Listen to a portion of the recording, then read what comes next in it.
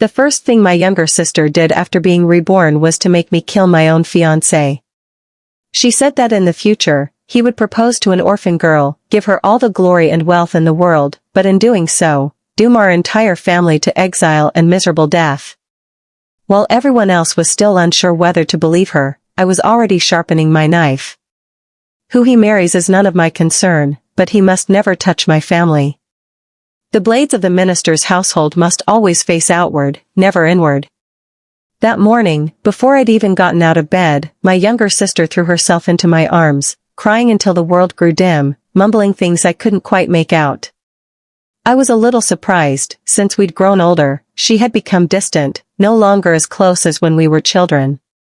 I'd heard the rumors, that legitimate and concubine-born daughters must be kept apart, and so she'd started to keep her distance. But today, she clung to me like the old days, making me feel a little out of place. Her maid said that last night, second miss had a high fever in her sleep, as if plagued by nightmares, and could not be woken no matter what. When she woke up this morning, the first thing she did was grab her maid and ask what year it was. Then, without even properly dressing, she ran to my room and threw herself into my arms, sobbing. After the maid finished her report, I waved them away and held my sister, gently patting her back. Gradually, her crying softened. I offered her some tea, she drank in tiny sips. I asked softly, "Who bullied our little Wan? Tell me, and I'll take care of them for you." At my words, the tears she'd just stopped spilled over again, and she sobbed. Sister. Wan, don't get so worked up. You have to tell me who it is so I can think of a way to help you vent your anger." "It's Lin Shining, it's him, he killed our whole family." I frowned.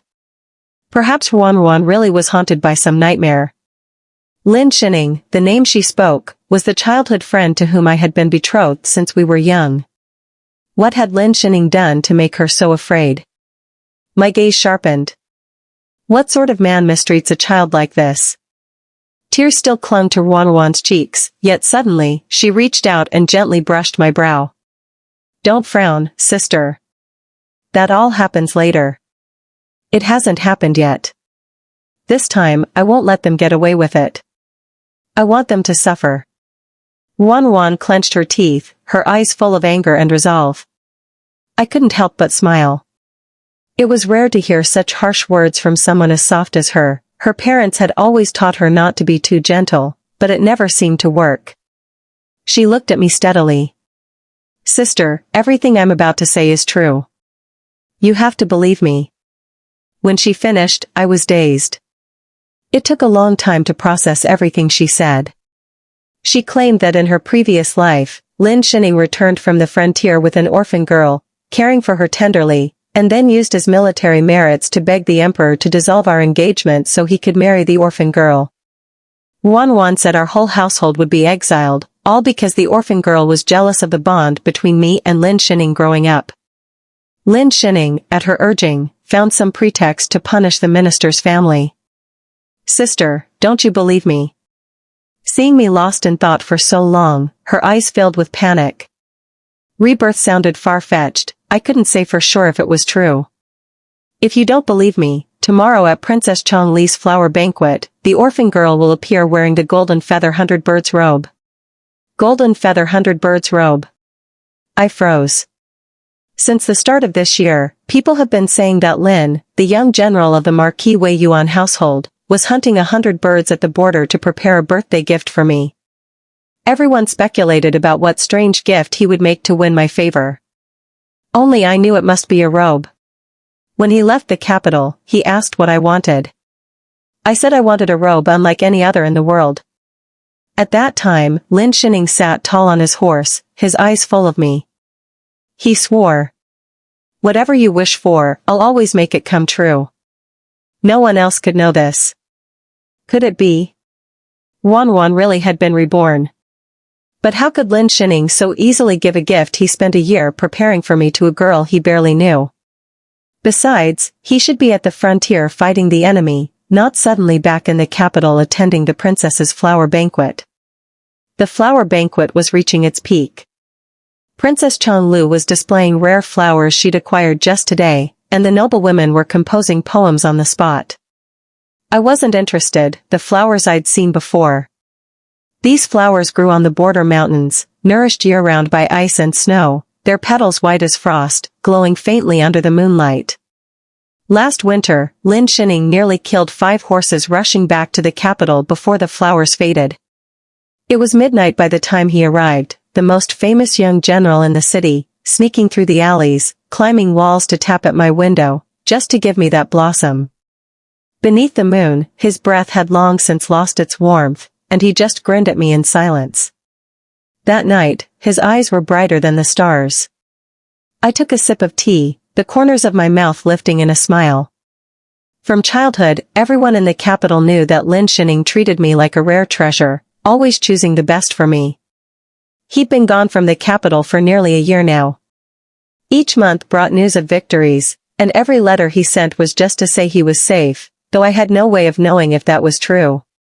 But soon, with the new year approaching, he would return to the capital to take over his father's post, and I would see him again. Then, I would have to let him and Wan meet. If there was a misunderstanding, it would be best to clear the air. After all, one was my only sister, the other my future husband, the 2 most important people in my heart. But when he appeared at the princess's banquet, accompanied by another woman, I had never felt so foolish. I stood there, staring at him in a daze. After nearly a year apart, Lin Shining's face was more weathered, his features marked by wind and snow. A gentlewoman followed behind him, just as Wan had described, wearing the golden feather 100 birds robe meant for me. Wan suddenly gripped my arm tightly. "Sister, it's her. She's the orphan girl." In that moment, I felt my ears go numb, frozen in place, completely at a loss. He acted as if he didn't see me, leading the girl past me to salute the princess. He said, "Vivi is the younger sister of my comrade-in-arms. I returned to the capital on short notice, and my home is not yet in order. I begged the princess's indulgence to let Vivi stay here for one night." The first time I ever saw him speak so gently to another woman. Everyone's eyes darted between me and them. People who usually kept their distance from me now gossiped openly. "Dan Yunjian, who's the girl beside young General Lin? Aren't you going to introduce her to us? She's beautiful, so delicate she looks as if a breeze might break her. Why didn't you ever tell us she knew such a beauty? I heard the general call her Vivi, but I don't know her full name." In the capital, my parents doted on me.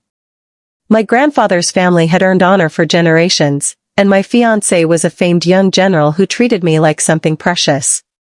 My life had always been smooth, never had I been humiliated like this before.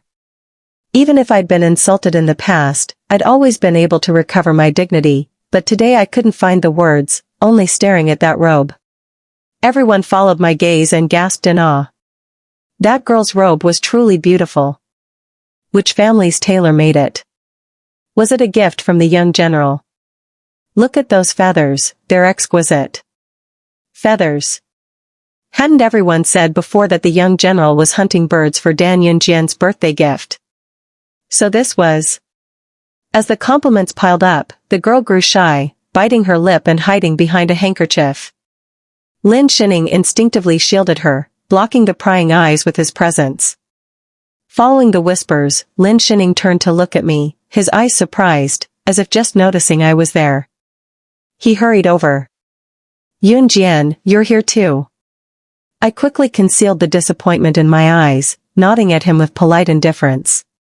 Sensing my coldness, he rushed to explain. "Vivi came to the capital without any clothes, so I borrowed this robe for her to keep warm.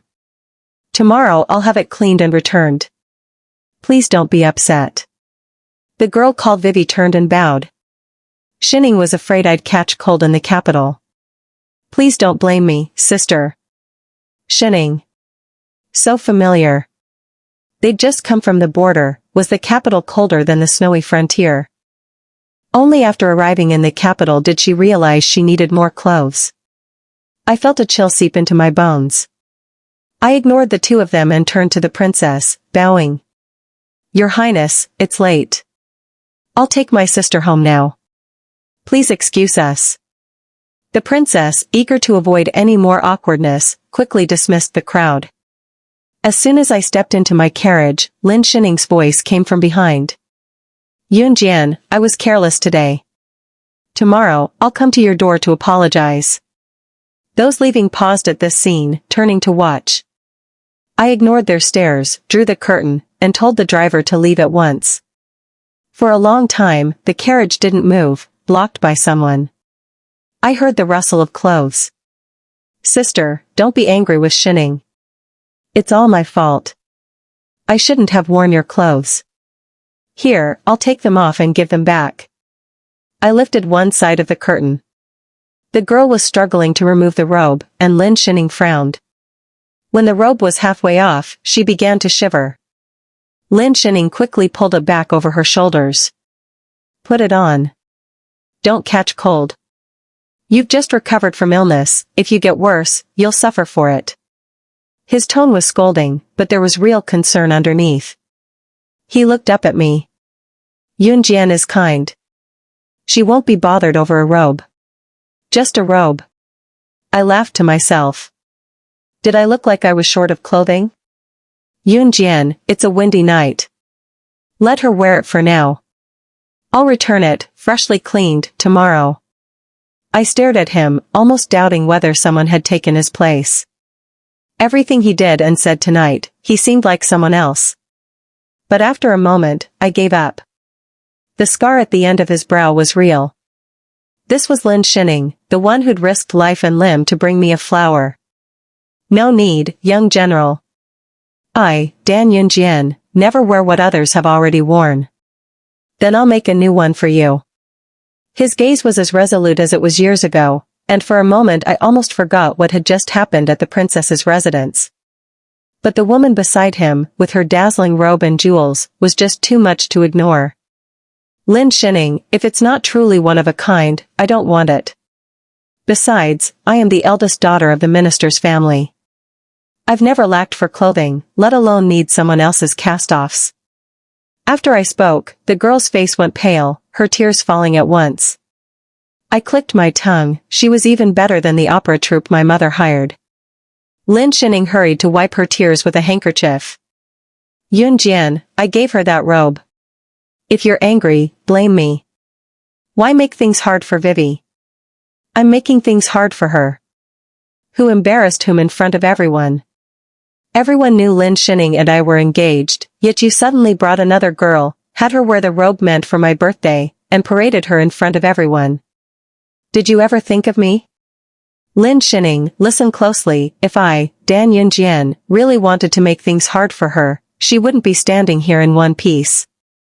I wonder which family Vivi comes from, to have learned such jealous and biting words already. If she wants to last long in the capital, you'd best find her some tutors, otherwise, no one will want to attend any banquet where she appears. It was the first time I'd ever spoken so sharply to Lin Shining. He was stunned, at a loss for words. The orphan girl's face turned even whiter, her lips bloodless, truly looking frightened for the first time. I let my gaze sweep over the two of them, then turned to the watching noblewomen. They knew my temper and, not wanting trouble, rushed to their carriages and hurried away. But the two by my carriage seemed not to understand, they just stood there, unmoving. I grew impatient and dropped the curtain. Back at the manor, if anyone blocked my way, I'd simply have the carriage drive right over them. This time, no one tried to stop us. The carriage rattled back toward the minister's residence. Wan leaned close, gently patting my arm as if to comfort me. Sister, do you believe me now? I closed my eyes, sinking into thought. Since childhood, I'd known Lin Shining wouldn't accept being beneath anyone. His sights were set on that unreachable high position. From the very start, I'd felt conflicted, if he failed, the whole clan would be doomed. After that, he appeared in my life over and over, treating every challenge I threw at him as a test. Other than my father and brother, no man in the capital ever loved me more. He proved to me, over and over, that I had no better choice. I thought, if he wanted to rise, I would go with him. It was just minor drama, never anything serious. But I never expected my family would fall to his schemes. I opened my weary eyes, sighed, and asked Ruan. Ruan, how did he target our family in your last life? Ruan gritted her teeth, her voice full of grief. After seizing power, he accused father of accepting bribes and had our whole family thrown in prison. When you returned from Yunnan, he threatened to kill everyone unless you drank poison. If you hesitated even a moment, he'd kill another. By the end, Ruan was sobbing so hard she couldn't speak. It was all that wretched orphan's fault, she bewitched everyone. I reached out to pat her head. Yunnan. So I really did return with the army from Yunnan. She stared blankly, recalling, then her eyes brightened. When you came back, you were holding something, it looked like a military tally. This actually made sense. Lin Shining was not the kind of man who would lose himself over beauty or throw everything away for a woman. His feelings for me in the past weren't false either. If he wanted to kill me, it could only be because I threatened his position. But why would he abandon the minister's household for an orphan girl, and now openly build her up like this? Did that orphan have some special ability? After I died, did he keep his promise and let everyone go? He did, but he exiled us to some far-off land. My father and mother died of illness on the road, and those people beat my older brother day and night until he fell ill and couldn't recover. Ruan's eyes were red from crying. When I was nearly at my limit, someone saved me. They said they were an old friend of yours. They took me back to Yunnan, and 3 years later, they raised an army and rebelled. I went with them to storm the capital and killed him with my own hands. Ruan lowered her head to look at her trembling hands. The gentle little rabbit she once was, now forced to become like this. I couldn't imagine what she'd endured. I sighed in pain, pulling her into my arms and taking her hand. Ruan, you're amazing, coming all this way to warn me. You've worked so hard. Leave the rest to me. The next morning, a servant reported that Lin Shining had entered the palace last night and only emerged at dawn. The lights in the imperial study had burned all night. I felt a twinge of unease, something was off, so I told the servant. Send a message to Qingyuan. Tell her to investigate the orphan girl Lin Shining brought back, where she's from, if she has any family left, how she knows Lin Shining. The more details the better. If it weren't for Ruan's warning, I would have just assumed Lin Shining's heart had changed out at the frontier. I'd be sad for a while and then treat him as a childhood playmate, a colleague of my father and brother. But thinking it through now, there were holes everywhere.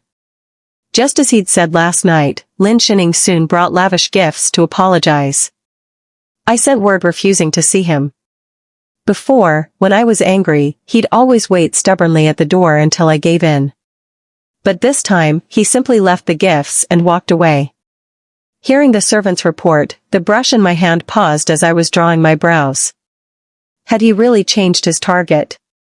After a while, I collected myself and ordered that everything be sent back to the Wei Yuan Marquis household.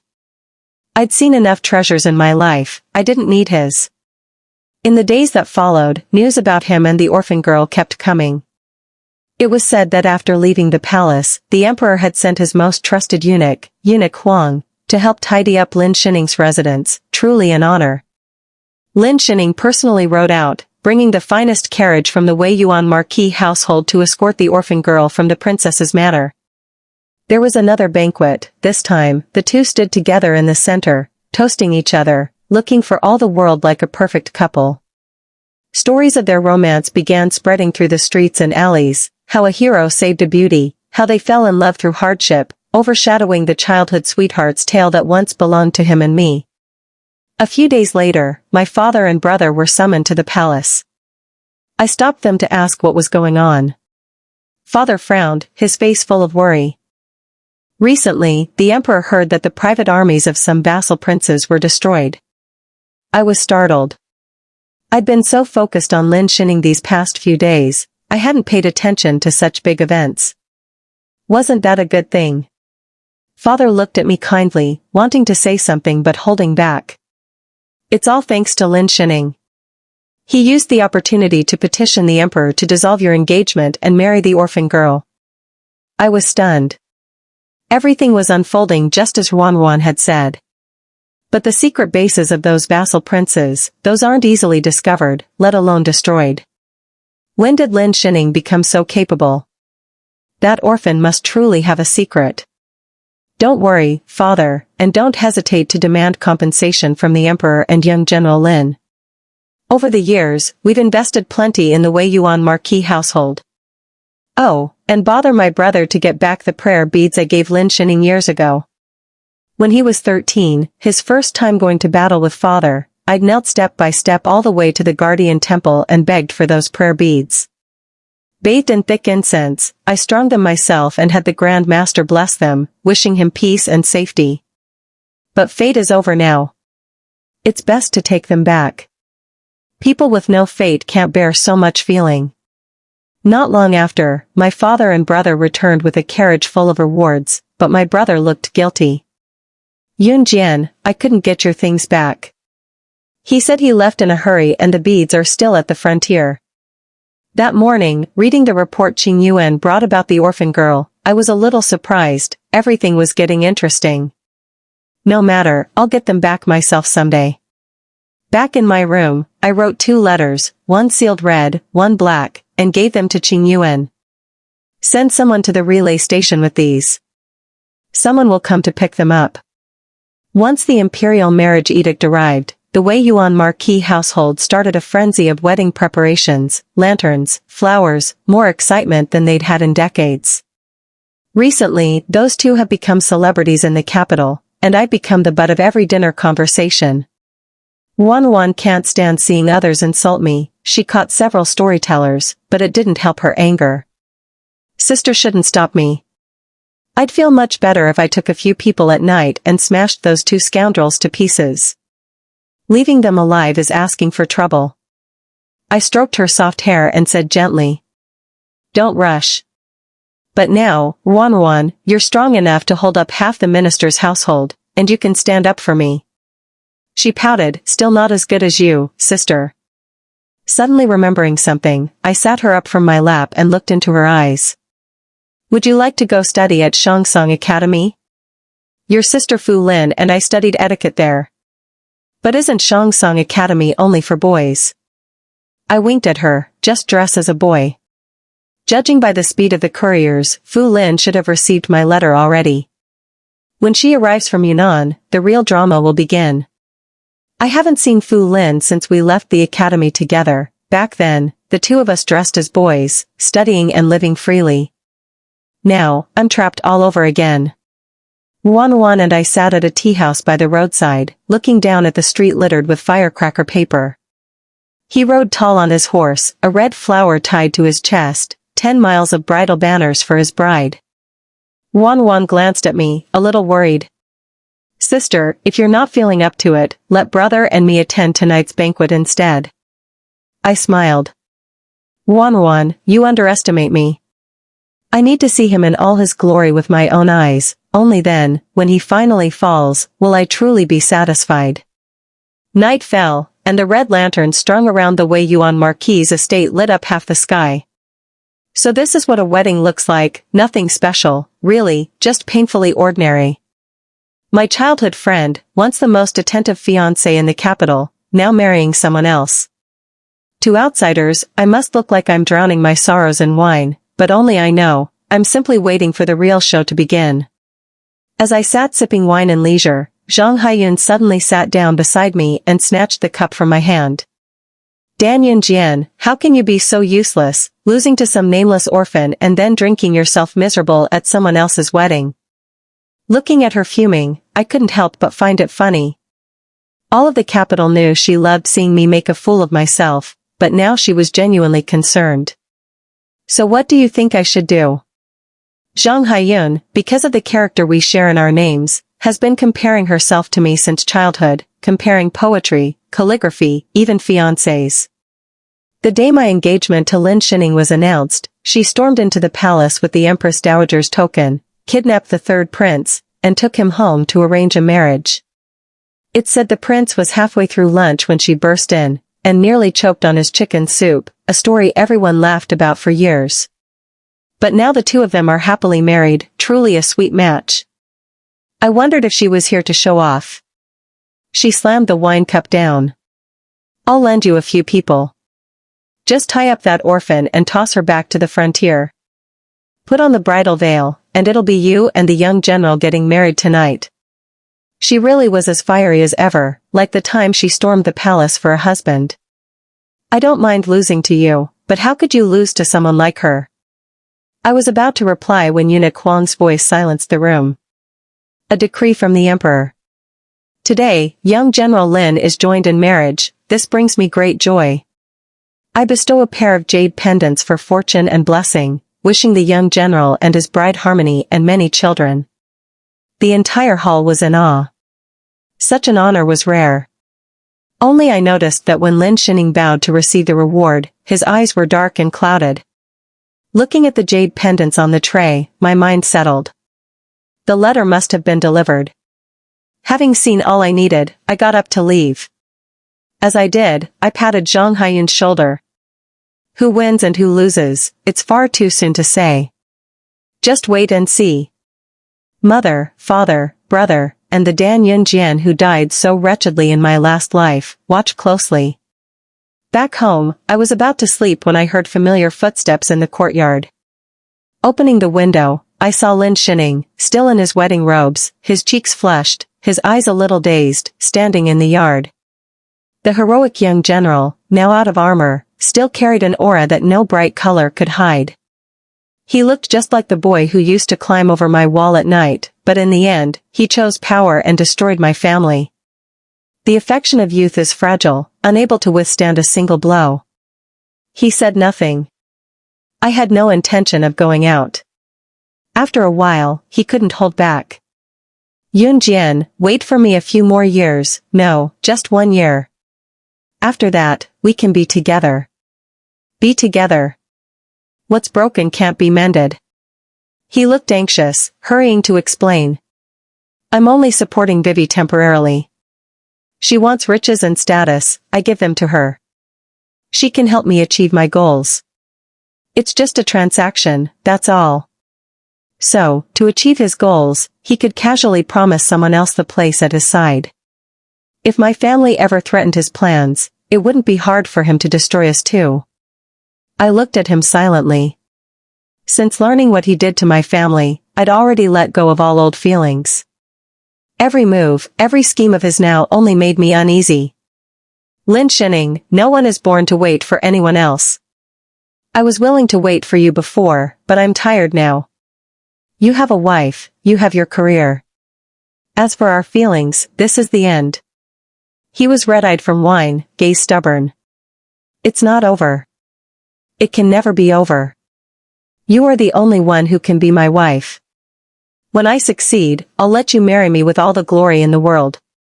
I'll make you the most honored woman alive. But Lin Shining, in both past and present lives, you were the one who made the choice first. Since you didn't choose me, I won't choose you either. We both have things more important to us than love, don't we? Those feelings ended the moment you raised a blade against my family. Now, I'll raise a blade against you. I closed the window. Go back. On your wedding night, if you're not with your wife and she gets angry, will she still work for you?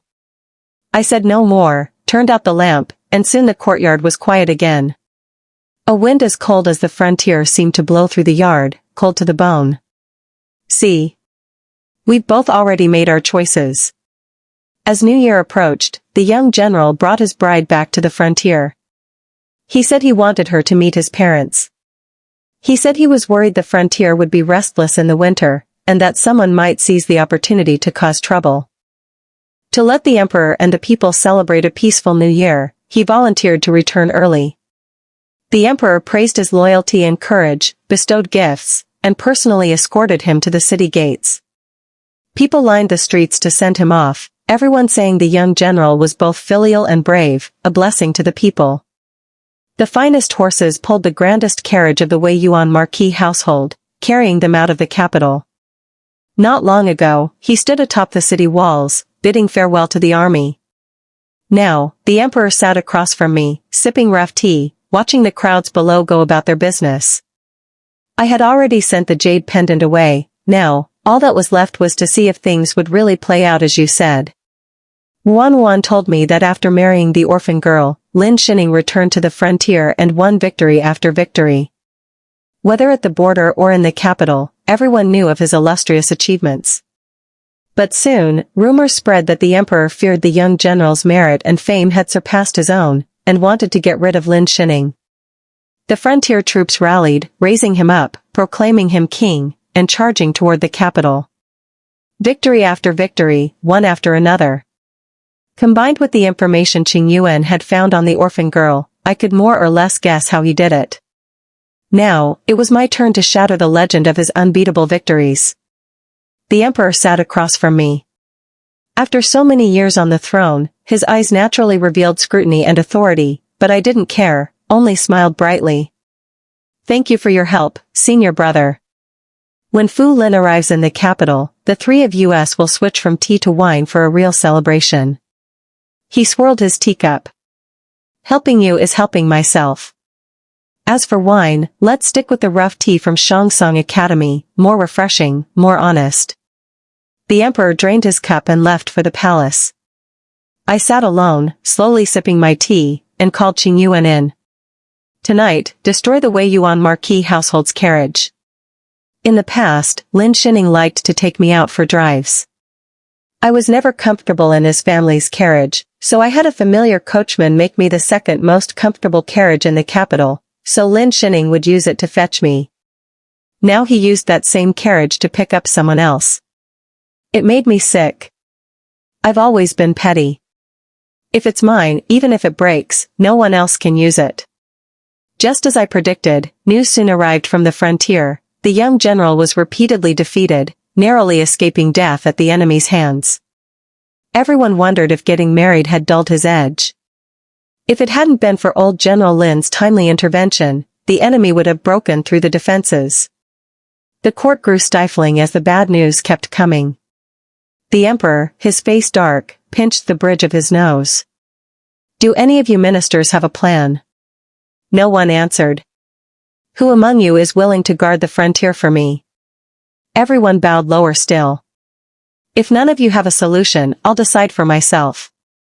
Some of the more cowardly officials started to tremble, afraid this deadly assignment would fall on them. I appoint the daughter of the governor of Yunnan, Yun Fu Lin, as Grand General of Military Authority. Prepare the troops and set out at once. Fu Lin, dressed in deep red, strode confidently before the assembled court. Thank you, Your Majesty. I will not fail your expectations and will restore the prestige of the Dejin army. The officials looked at each other, then soon whispers broke out. Some bold ones stepped forward. Your Majesty, this cannot be, Yun Fu Lin is a woman. How can a woman bear such responsibility? Others echoed their objection. Before the emperor could reply, Fu Lin strode forward, seized the first objecting official by his belt, lifted him high and spun him several times in the air before dropping him. The man collapsed, limp, to the ground. Fu Lin glanced at the others. Anyone else? No one dared breathe, heads bowed. When I met Fu Lin again and she told me about this, I couldn't help laughing aloud. Back at Shongsong Academy, she'd dealt with insolent students the same way.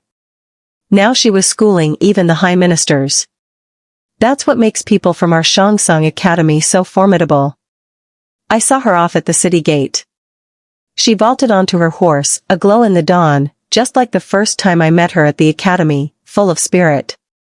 Only this time, her eyes held a touch more calm. Just as Fu Lin was about to set out, someone rode hard from afar. As they approached, I saw it was Lin Shining, summoned back in haste. His warhorse hung its head, the carriage was battered, nothing like the glory when he set out for battle. He looked Fu Lin up and down, then caught sight of me beneath the horse and rushed over, but was stopped by the tip of Fu Lin's spear. Dan Yun Jian, this is all your scheming, isn't it? I stared at him coldly. So a few skirmishes and you've forgotten all our past. Lin Shining, you're fighting at the border, I'm all the way in the capital, how could I possibly scheme against you? Did I arrange the troops? Did I collude with the enemy? If you're incompetent, don't blame others. His gaze grew dark and cold, nothing like the youth I remembered. I did everything according to Vivi's advice. Why did it still go wrong? I sneered. That's between you and your wife. Why ask me? If you want answers, try interrogating your wife. She's more likely to have colluded with the enemy and sent false intelligence than I am. What I never expected was that the young general would actually rely on someone else's advice to fight a war. He stared at the woman in the carriage. The orphan girl trembled, shaking her head again and again. I didn't betray you. I told you everything I saw. I smiled. What you saw may not be the truth. The sun rose higher, burning down. The jade pendant on the orphan's waist gleamed, flawless in the light. Lin Shening's gaze shifted from the pendant, darted between me and Fu Lin, then hardened. So, the two of you conspired together, lured me into this trap. He tore the jade pendant from his waist and smashed it on the ground. It broke into 4 pieces, nothing but an ordinary jade pendant. Fu Lin looked at him with disdain. If you were really worthy of being a general, this trap would never have existed. Exactly. Lin Shining, if you weren't rotten inside, you'd never have ended up here. You walked into every snare by yourself. Old General Lin was too old, scarred by years of war, unable to fight any longer. As for Lin Shining, even with his father's help, he couldn't handle the unexpected and failed again and again. That's why he was desperate. He had sought out outsiders' forbidden techniques, found an orphan girl who could supposedly foresee the future, and wanted to use her abilities to win battles. In his previous life, everything played out just as he wished. But Lin Shining had always been careless in his schemes. He knew about the power of this dark art, but never considered how such sorcery was forged. How could something so against the natural order come without a price? I looked at the orphan girl in the carriage and spoke slowly.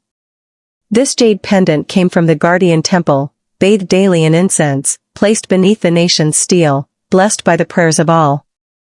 It was meant as a wedding gift for the Emperor and Empress, but in urgent times was given to you instead. I wonder if the souls of your parents and siblings have found peace.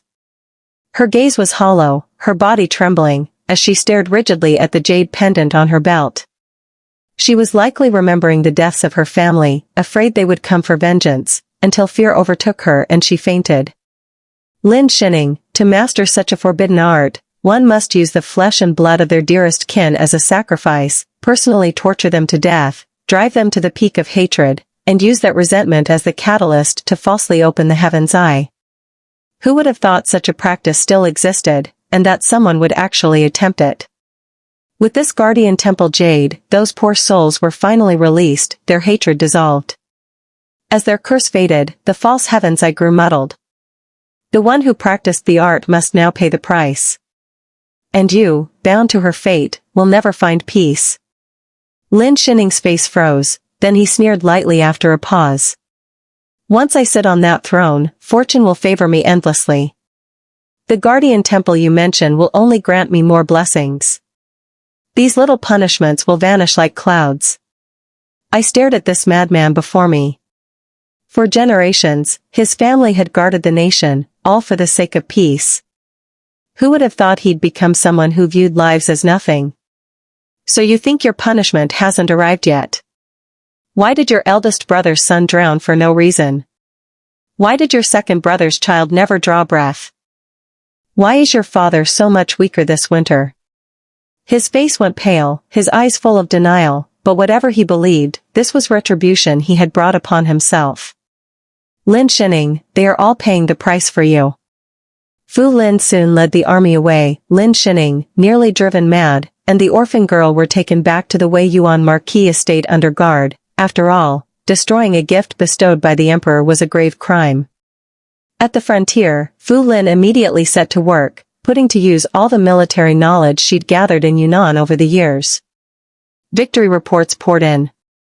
The emperor smiled once more, the court breathed easy. No one questioned Fu Lin's abilities as a woman any longer. That night, I leaned against the window, watching the moon, sipping rough tea, thinking of old friends. Teacher, Fu Lin has done it. But peace didn't last long. Soon, the estate's guards discovered that Lin Shining had fled with the orphan girl. Word came quickly that the supply convoy had been set ablaze. I brought my last cup of tea to the palace. 2 weeks later, another supply caravan set out, smooth sailing. As long as they made it past the mountains, the supplies would reach the frontier. But as soon as they reached the gorge, arrows rained down. Everyone tensed for battle. When the arrows were spent, over 100 men rushed down from the hills. At their head was Lin Shining, on the run. The orphan girl, no one knew where he'd left her, perhaps she was long dead. As soldiers fought, Lin Shining was sure there was no one in the court who could challenge him. Confident, he charged straight for the officer leading the convoy. The two clashed fiercely. Lin Shining's spear techniques were flashy but lacked substance. The officer parried every blow, forcing him back again and again. At last, a spear was leveled at his throat. He was forced to kneel. I lifted my black veil, and Lin Shining's eyes widened in shock. So it's you. Lin Shining was always careless. How could he forget I trained alongside Fu Lin? How could he expect me not to know martial arts? Lin Shining, if you can't even beat me, how can you dream of ruling a nation? Even if you claw your way to the throne with schemes and tricks, you won't hold up for long. I leaned down and pulled from his wrist the prayer beads I'd given him long ago. I told you, if you wouldn't return them, I'd take them myself. If I want something, I'll get it myself. If I want glory, I'll seize it with my own hands. Suddenly the gorge flared with torchlight. A line of soldiers appeared on the ridge, and one man walked slowly down. Lin Shining, dazed, lips trembling, still called him father. Yes, it was old General Lin. After learning Lin Shining intended to raid the supplies, I conferred with the emperor. I would lead the convoy, and old General Lin would support from the frontier. With the orphan girl's power gone, the emperor invited the guardian temple's abbot to help resolve the karmic debt, and old General Lin gradually recovered. As for why old General Lin was called back, Wan told me that after Lin Shining seized power in his previous life, he began killing innocents, with no strategy for governance. Fu Lin's rebellion was led by none other than old General Lin. He said, as long as he lived, he would protect Dejin's land, even if the traitor threatening the country was his own son. Old General Lin came to stand before Lin Shining, the weight of years on his shoulders. I always taught my 3 sons, to protect this nation is the Lin family's duty for generations. Your eldest brother died a hero. Your second brother went to war without fear. I believed that as long as Lin blood ran in your veins, even if you lacked skill or cunning, with enough loyalty, our family could always guard this border. But look at you now. First you sought to seize the throne through military exploits, and now, failing that, you turn to raiding supplies and betraying your country. Would your brothers approve? Would your uncle stand for this? The canyon echoed with the old general's blood-soaked reproach. Lin Shining bowed his head. After a long silence, he spoke, voice bitter with resentment. The border is too harsh. If I stayed, sooner or later I'd die and the Lin line would end. No emperor in history has ever truly trusted his generals. Better to hold my own fate in my hands than wait to be betrayed. So, for the sake of your kin, you'd betray all others. And my family, and everyone else, must become your stepping stones. I looked at Lin Shining, who felt no remorse. He was no longer the man I once knew. Old General Lin shook his head. Emperors may be suspicious, but they are not blind. We take from the people, we must spend our lives defending them. Better to die than to betray our land. Covering his face, the old general wiped away tears. Today, let me restore order and settle this once and for all. Lin Shining had lived at the frontier since age 13, returning home only for the new year. He'd always hated the cold and risk, plotted to return to the capital, yet now would remain forever in this mountain pass. With the old general's help, I safely delivered the supplies to Fu Lin. She'd just come down from the drill grounds, covered in sweat, and spun me around in a hug. How did you get here? It's been ages, you've gotten thinner again. I patted her on the shoulder, signaling her to put me down. Didn't I promise you long ago that once you became a general and led troops into battle, I would come to the frontier and see the moon you protected? Alright, tonight, we don't go home until we're drunk. I took out the tea I'd kept, still the tea I'd snuck out of the palace that day. Who would have thought our senior brother had stashed so much of it in the Hall of Mental Cultivation? I slung an arm around Fu Lin's shoulder. Tonight, let's skip the wine. Let's share another cup of tea with teacher, and take her to see the moon outside the border. It was a while before Fu Lin spoke, her voice thick with emotion. Alright. The rough tea from Shongsong Academy really is the best. And besides, I added, now that I'm here, I won't be leaving anytime soon. I took out a token from my sleeve. I hadn't just promised to watch the moon you protected.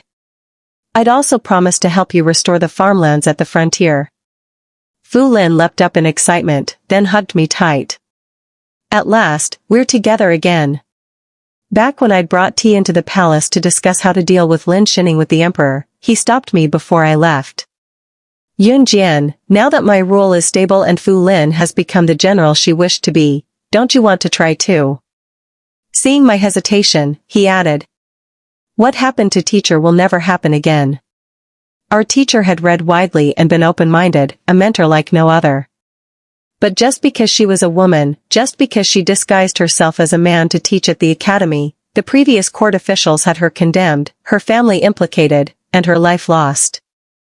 They went home, I alone remained at the academy to witness her torture and death, powerless to stop it. Ever since, I'd never dared to think about breaking the rules, never dared to challenge the highest authority. The day we left Shongsong Academy, the three of us knelt before teacher's grave. Senior brother vowed to clear her name, to blaze a trail for those who'd come after her. Fu Lin swore to train hard, to study military strategy, and one day bear the burden alone and silence all doubters. Only I said nothing, silent for a long time. Yun Jian, back at the academy you were best at farming and cultivation. Would you be willing to manage the land for me, to make sure the people never go hungry? Senior brother's gaze was steady and sincere. Taught by teacher just like us, he would never be like those fickle emperors in the history books. Yes, I said. I want to help you build a golden age. But I hope you'll rebuild Shongsong Academy, let women study there, too. Senior brother drained a pot of rough tea and laughed. Not just that. I'll fulfill teacher's wish as well, open the imperial exams to women, and every 10 years, hold examinations to select the talented and virtuous, without regard for family or gender. Yun Jian, if not for you and Fu Lin blazing the way, no other women would dare step onto this path. Senior brother's eyes curved with warmth as he looked at me, and now Fu Lin was looking the same way.